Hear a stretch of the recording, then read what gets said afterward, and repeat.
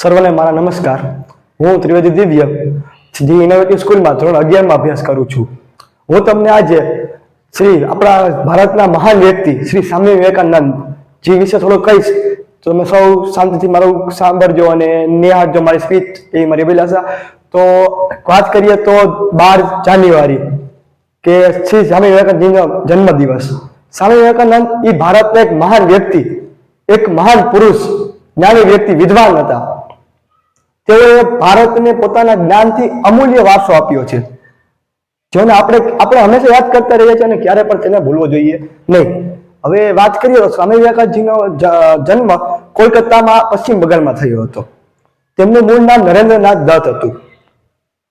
તેઓ બાળપણથી જ આમ ખૂબ બુદ્ધિમાન અને સાહસિક અને નીડર હતા. હવે એક વખત વાત કરીએ તો તેઓ છે તેમને એક ધ્યાનની રમત રમવાનું ઘેલું લાગે છે કે તેમની માતા તેમને ઘણીવાર બાળકથાઓને કેટલી ભગવાનની કથાઓ કહે છે, તેમાં તેમને ધ્યાનની મહિમા સમજાય છે અને તેમાં તેમને ધ્યાનની રમત રમવાનો શોખ જાગે છે. તેઓ પોતાના મિત્રો પાસે જાય છે અને કહે છે કે આપણે એક રમત રમીએ. જે છેલ્લે સુધી તે રમતમાં ટકી શકશે તે તેનો વિજેતા ઘોષિત કરાશે. બધા મિત્રો રમત રમવા માટે બેસે છે, ધ્યાનની મુદ્રામાં બેસે છે. બધા થોડીક વાર ધ્યાન કરે છે, ત્યાંથી સાપ પસાર થાય છે. બધા મિત્રો ડરી જાય છે અને ત્યાંથી ઊભા થઈને રાડ્યો જોર જોરથી ચીસો નાખવા માંડે છે કે સાપ આવ્યો, સાપ આવ્યો.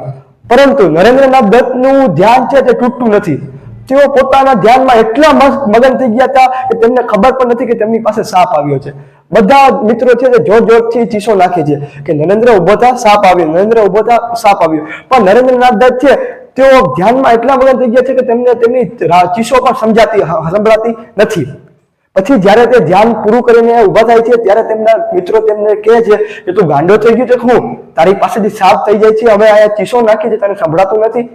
ત્યારે નરેન્દ્રનાથ જવાબ આવે છે કે મને તો ખબર જ નથી કાંઈ કે ક્યારે મારી પાસેથી સાપ આવીને વયો ગયો.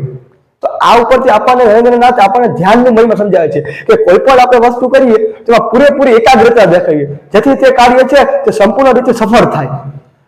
બીજી વાત કરીએ તો તેમને એક વખત ભગવાન જોવાનું ઘેરું લાગે. તે તેમની માતાને કહે છે કે મારે ભગવાનને મળવું છે. તેઓ ભગવાનની ખોજમાં નીકળી જાય છે. તે સમયે તેમને શ્રી રામકૃષ્ણ પરમહંસના દર્શન થાય છે અને તેમાં એ પોતાના ભગવાનને જોવે છે. શ્રી રામકૃષ્ણ પરમહંસ છે તે પણ સમજી જાય છે કે આ કોઈ સામાન્ય બાળક નથી, આ એક તેજસ્વી બાળક છે. તેઓ તેમને શક્તિપાઠ ભણાવે છે અને એક મહાન વ્યક્તિ બનાવે છે. સ્વામી વિવેકાનંદ છે તે ભગવા વસ્ત્ર ધારણ કરે છે. સ્વામી વિવેકાનંદની જ્ઞાનની અને એના બુદ્ધિ ક્ષમતાની વાત કરીએ તો એક સમયની વાત છે કે સ્વામી વિવેકાનંદ છે તે એક જગ્યાએ બેસીને એક પુસ્તક વાંચતા હોય છે અને એક પેજ વાંચીને તે એક પેજ ફાડી નાખે છે. ત્યાંથી એક વ્યક્તિ પસાર થાય છે અને તે વ્યક્તિ એમને કહે છે કે તું આ શું કરસ કે એક પેજ વાંચસ ને તે ફાડી નાખસ, એક પેજ વાંચસ ને તે ફાડી નાખસ. તો તે કહે છે કે મારા પાસે એટલી ક્ષમતા છે કે હું એક પેજ વાંચી લઉં પછી મને બીજી વાર વાંચવાની જરૂર પડતી નથી. મને એક પેજ ત્યારે ને ત્યારે યાદ રહી જાય છે. એટલે આ ઉપરથી આપણને શ્રી સ્વામી વિવેકાનંદની બુદ્ધિ ક્ષમતાનો ખ્યાલ આવે છે. પછી ત્યારબાદ આપણે સૌ જાણતા જશો બધા કે સ્વામી વિવેકાનંદે આપણા ભારતનું નામ શ્રી ધર્મ પરિષદમાં ઊંચું કર્યું હતું. તો તેઓ ધર્મ પરિષદમાં ભારત તરફથી ગયા હતા. તેઓના માત્ર 2 શબ્દથી કે મારા પ્રિય ભાઈઓ અને બહેનો, 2 શબ્દોથી શિકાગોની આખી પરિષદ છે તાળીઓના ગડગડાટથી ગુંજી ઉઠે છે અને સ્વામી વિવેકાનંદનું સન્માન કરે છે. આ ઉપરથી તેમણે પોતાના આપણા ભારતીય સંસ્કૃતિનો વારસો છે તે આખા વિશ્વમાં પ્રસિદ્ધ કર્યો હતો. હવે એક સમયની વાત છે કે સ્વામી વિવેકાનંદ છે તે વિદેશમાં જતા હોય છે ત્યારે તેને બધું તેમણે પોતાની ભારતીય સંસ્કૃતિને પહેર્યું છે, પણ બૂટ છે તેમને વિદેશી સંસ્કૃતિના પહેરી હોય છે. ત્યારે એક વ્યક્તિ આવે છે અને તેમને કહે છે કે આ શું તમે બધું ભારતીય સંસ્કૃતિનું પહેર્યું અને નીચેથી ઉપર સુધી પગડી, ભગવા વસ્ત્ર બધું, પણ નીચે છેલ્લે બૂટ પહેર્યા વિદેશી પ્રજાતિના.